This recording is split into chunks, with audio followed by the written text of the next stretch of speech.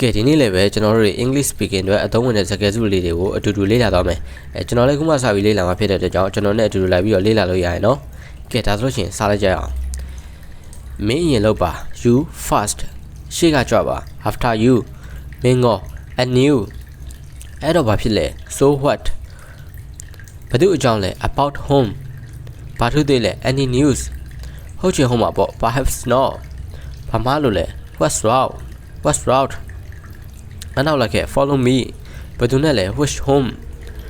မင်းရင်လောက်ပါ you first ရှေ့ကကြွပါ after you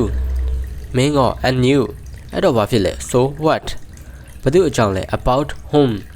ဘာလို့သေးလဲ any news ဟုတ်ချင်ဟုတ်မှာပေါ့ perhaps not ဘာမှလို့လဲ what's wrong and now like follow me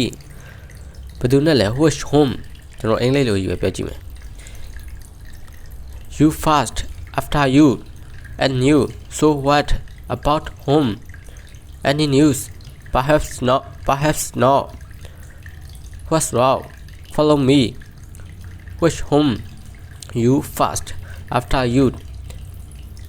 and new. So what about whom? Any news? Perhaps not. What's wrong? Follow me. Which whom?ကျွန်တော်ခုမှစပြီးတော့အင်္ဂလိပ်စာကိုလေ့လာတာပါเนาะဒါကြောင့်မလို့ကျွန်တော်ပြောသွားတဲ့အထက်မှာ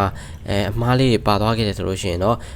တိရတက်တဲ့သူတွေအနေနဲ့မြင်ခဲ့တယ်ဆိုလို့ရှိရင်ကျွန်တော်ကိုပြင်ပေးကြပါမှားချပေးကြပါလို့ကျွန်တော်မေတ္တာရက်ခံချင်ပါတယ်เนาะ